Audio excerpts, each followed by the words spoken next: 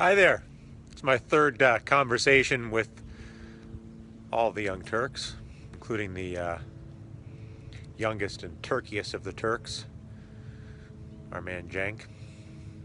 Anyway, I was talking to the new editorial director, Jonathan Larson, I should say emailing, and he pointed out to me that Gary Cohn, a Republican Goldman Sachs executive, recently agreed with Elizabeth Warren that it's probably a good idea to break up the big banks. Kind of a shocking concept. Even introduces the very interesting fantasy that a Republican presidency, not just a Republican presidency, but Donald Trump's presidency, might, in concert with former Goldman Sachs executives, be the political institution or group that actually implements some sort of a way to reduce the giant bank size. And there's no question that these giant banks and these giant banking institutions certainly don't serve their highest purpose when it comes to what banks are intended to do. But I have a little bit of a concern. And it's not about Gary Cohn or Donald Trump or even Elizabeth Warren. It's that the solution that's in place, the simplicity of break up the banks, may or may not ultimately solve the problem. There's no reason why 10 smaller banks can't work together in syndicates to do the exact same thing that the 3 giant banks are doing right now. But that's beside the point. The bigger issue here, and the reason that I really wanted to have this conversation with you, is to get into the details of understanding why it is we have banks at all. What purpose do banks serve or function in our society or in any society? And the answer is relatively simple. There's a reason why we, the taxpayers, give bank holding companies an extraordinary list of privileges, benefits, and treatments. And that is the following. Banks are intended, and I emphasize intended, to be warehouses for money and resources that can be then used to develop financing for new enterprises and new ideas that can better serve society, better medicines, better educational systems, whatever it may be. They're also a place that's intended to help individuals and groups of individuals be able to smooth out some of the larger costs of life, the most obvious one being home buying and to a lesser extent car buying.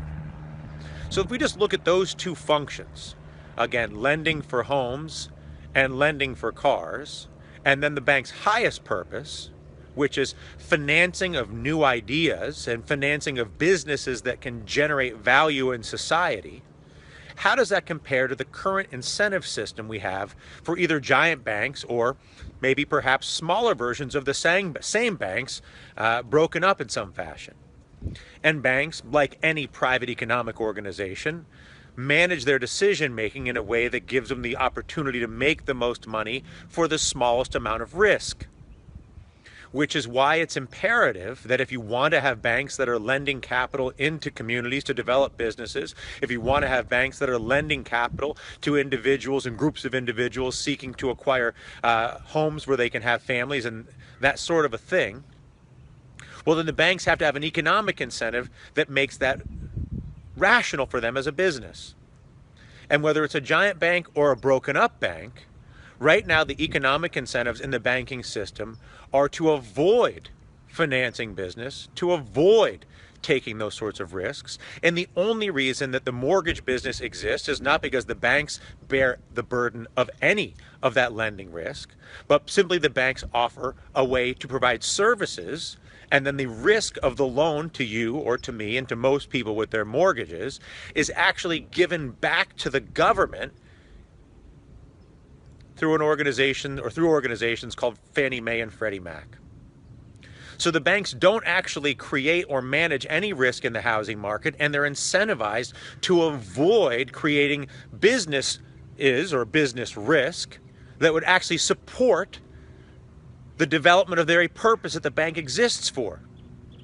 And so whether you break up the banks or not, until you realign the incentives inside the banking system, which has to do with their relationship with the U.S. government, the U.S. Treasury, and the Federal Reserve, and you reverse the incentives inside of the banking system such that the bank is incentivized to actually deploy capital into businesses, to actually deploy capital into supporting the housing market, as opposed to removing capital from those markets, collecting services fees, and then lending money back to the U.S. government that it borrows from the Federal Reserve, which is their current incentive. Whether the banks are giant or medium-sized, will become a distraction and will provide, I hate to say it, false hope and complacency without actually allowing the banks or forcing the banks to serve the very function for which we give them all their tax benefits, which is to actually provide lending into the business community such that it can provide real value for the individuals who live in that community, or into the individuals who are seeking to secure major assets in that community. So don't be too distracted by the break up the banks conversation, even if it is led by a Goldman executive. And think about how it is we are going to incentivize the banks to actually lend money to businesses, specifically small businesses and individuals, as opposed to simply taking money from the Federal Reserve and then selling it back to the U.S. Treasury for a profit.